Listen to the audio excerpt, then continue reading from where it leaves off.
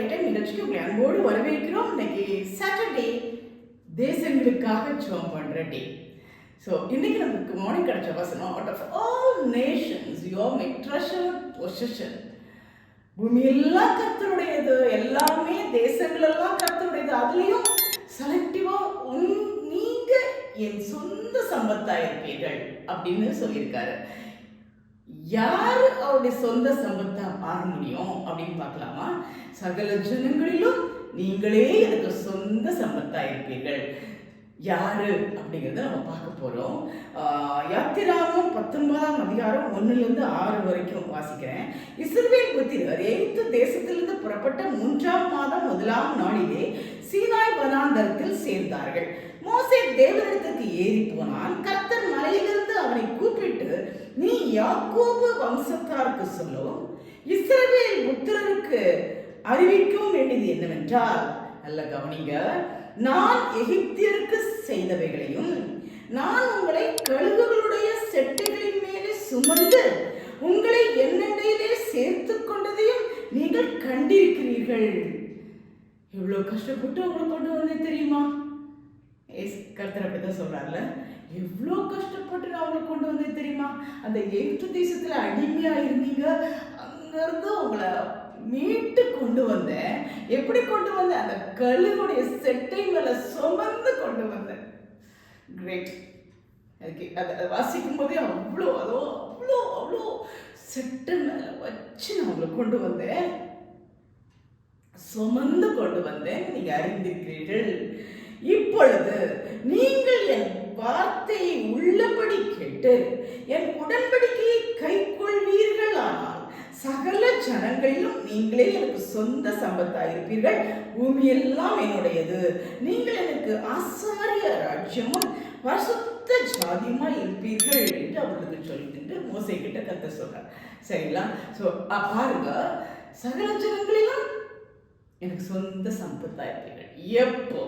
எப்போ உங்களை இவ்வளோ கஷ்டத்துலேருந்து நான் கொண்டு வந்திருக்கேன், இவ்வளோ பாடு அனுபவிச்சிங்க, அதுலேருந்து நான் உங்களை கொண்டு வந்திருக்கேன், ஒரு கழுகு மேலே சுமந்து கொண்டு வந்திருக்கேன்.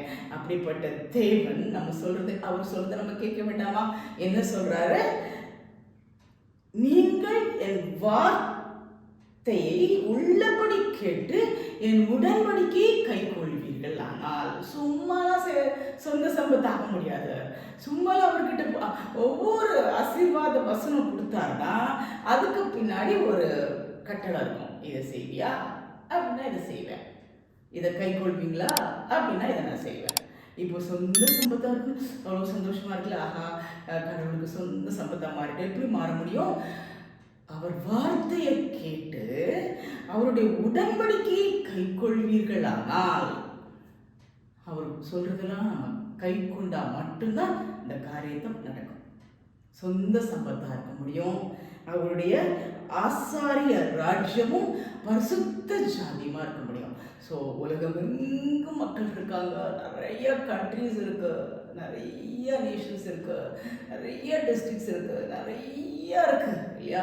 அதுல அவருக்கு சொந்தமான ஒரு தேசம், ஜாதி எப்படி வர முடியும்?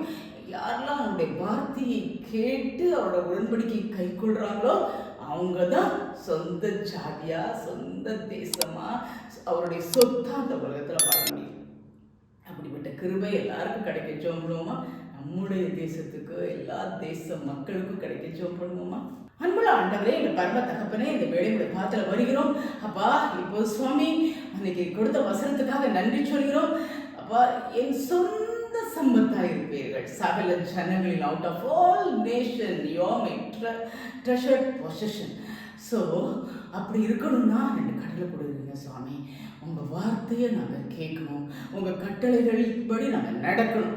அப்படிப்பட்ட கிருபை உங்களுக்கு கொடுங்கப்பா, எல்லா ஜனங்களுக்கும் கொடுங்கப்பா. அப்போ தான் நம்ம உங்கள் சொந்த ஜனமாக மாற முடியும், ஒரு பரிசுத்த ஆசாரிய கூட்டமாக நாங்கள் மாற முடியும். அப்படிப்பட்ட கிருபையை ஊருக்கு கொடுக்க வேண்டுமா கேட்கிறோம் சுவாமி. நீங்கள் தேசங்களுக்காக ஜெபமற்ற பாக்கியத்தை கொடுத்து, தேசம் ஒவ்வொரு தேசம் பூமி எல்லாம் உங்களுடையது சுவாமி. ஆனாலும் யார் யார் உங்களுடைய அற்புதத்தை, அதிசயத்தை உணர்ந்தவங்க அதில் சொல்லியிருக்கிறீர், நான் அந்த இடத்துல இருந்து உன்னை கொண்டு வந்தேன், உன்னை கழுகு மேலே சுமந்து கொண்டு வந்தேன் அப்பா, எங்களுக்கு எவ்வளோ நன்மை செஞ்சிருக்கீங்க. அதையெல்லாம் நினைச்சு அப்பா உமக்கு பிரியமா உமக்கு மகிமையா வாழ கிருபை தாங்க சுவாமி. அப்பா எல்லா தேசங்களையும் இந்த போத்துல ஒப்பு கொடுக்கிறோம் ராஜா. அந்த நேரத்துல தேசங்களுக்காக ஜெபம் கொடுக்கிற பாக்கியத்தை கொடுத்ததுக்காக நன்றி சொல்றோம். ஒவ்வொரு தேசங்களுடைய கரம் இறங்குவதாக மக்கள் எல்லாரும் உங்களுடைய வார்த்தையை கேட்டு உமக்கு ஒரு சொந்த ஜனமாக மாற கிருபை தாங்க சுவாமி. உடன்படிக்கைப்படி நடக்க கிருபை தாங்க. நீங்க தான் அந்த கிருபையை கொடுக்கணும்பா. கழுகு போல சுமந்து கொண்டு வந்த தெய்வமே, கழுகுடைய சட்டைக்கு மேல எங்களை சுமந்து கொண்டு வந்த நீர் உமக்கு விரோதமாக நாங்கள் செயல்படாதபடி, உமக்கு பிரியமில்லாத காரியங்களை நாங்கள் செய்து உங்களுடைய சொந்த சம்பத்துக்கு இந்த பாக்கியத்தை இழந்து போகாதபடி அப்பா உமக்காக வாழ, அப்பா வைராக்கியமாக வாழ, பரிசுத்த ஜனமாக வாழ நீர் கிருபை கொடுக்க வேண்டுமாய் கெஞ்சுகிறோம். உங்க தேசம் விசேஷமா எங்க தேசத்துல டக்காரம் இறங்குவதாக எல்லா தேசங்களையும் நீர் பாதுகாத்துக் கொள்ளும். மக்களை உமக்கு நேராக ஈர்த்து கொள்ளும் சுவாமி. எங்கள் ஜெபத்தை கேளும். உடன்படிக்கைப்படி நடக்க கிருபத்தாங்க, உங்களுடைய வார்த்தையின்படி நடக்க கிருபத்தாங்க. அதன் மூலம் உங்களுடைய சொந்த சம்பத்தா மாற கிருபத்தாங்க. ஒவ்வொருவருக்கும் அந்த பாக்கியத்தை தாங்க. நீர் மாத்திரம் மகிமைப்படும். இயேசு கிறிஸ்துவின் நாமத்தில் கெஞ்சுகிறோம் எங்கள் பரமபிதாவே. ஆமென். ஆமென். You are my treasured possession. Thank you. God bless you.